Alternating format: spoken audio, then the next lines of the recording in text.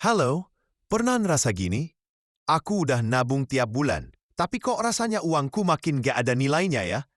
Coba ingat-ingat, tahun 2010, Rp10.000 bisa buat beli nasi goreng di Abang Kaki Lima plus teh botol. Tahun 2025, 10.000 cuma cukup buat teh botolnya aja, itu pun kadang kurang. Loh, kok bisa? Apa yang berubah? Well, kemungkinan besar kamu belum kenal sama inflasi.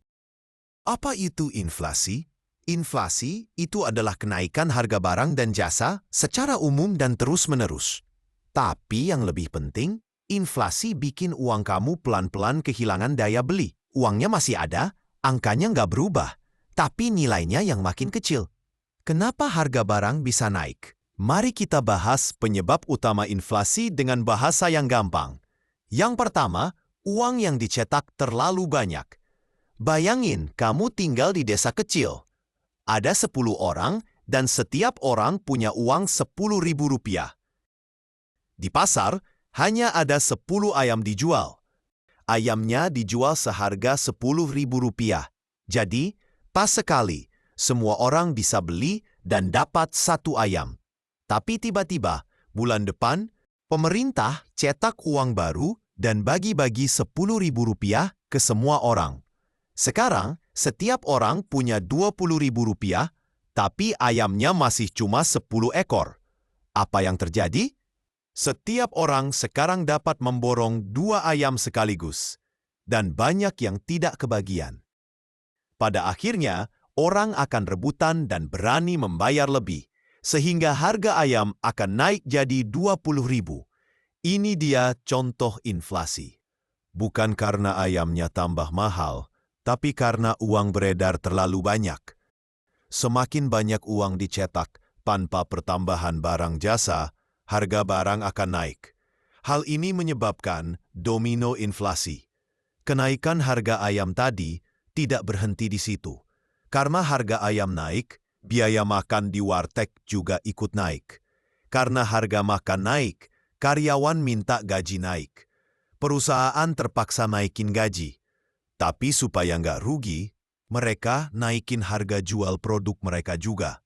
Inilah yang disebut efek domino inflasi. Bukan cuma ayam yang jadi mahal, tapi semua ikut-ikutan naik. Nah, dari sinilah muncul yang namanya angka inflasi atau inflation rate, yang biasa kita lihat di TV atau banyak dibahas para pengamat ekonomi. Angka inflasi itu adalah persentase kenaikan harga barang dan jasa dalam periode waktu tertentu. Biasanya dihitung per tahun. Contohnya gini, tahun lalu kamu beli mie instan seharga Rp3.000. Tahun ini harganya naik jadi Rp3.300. Naik Rp300 itu artinya naik 10%.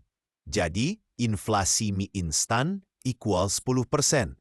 Tapi inflasi nasional nggak cuma dihitung dari satu barang.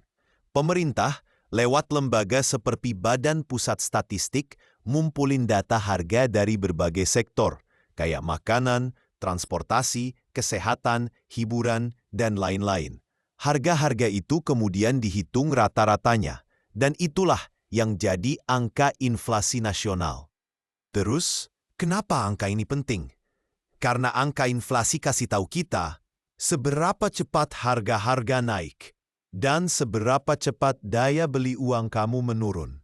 Misalnya, kalau inflasi cuma 2%, itu berarti harga naiknya pelan-pelan. Tapi kalau inflasi 10%, harga naiknya cepat banget dan terasa sekali uang semakin berkurang nilainya. Jadi intinya, angka inflasi adalah rapor ekonomi kita. Semakin tinggi angkanya, semakin cepat nilai uang kamu menyusut kekuatannya.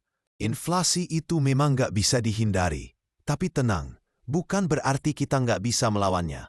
Salah satu cara paling efektif adalah dengan berinvestasi. Tempatkan uang kamu di aset yang nilainya tumbuh lebih cepat dari inflasi. Contohnya, saham, reksadana, emas, deposito, dan instrumen investasi lainnya.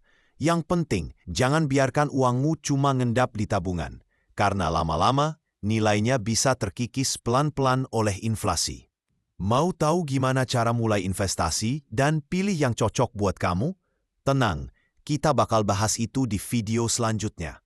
Jangan lupa like, subscribe, dan nyalain loncengnya. Sampai jumpa di video berikutnya.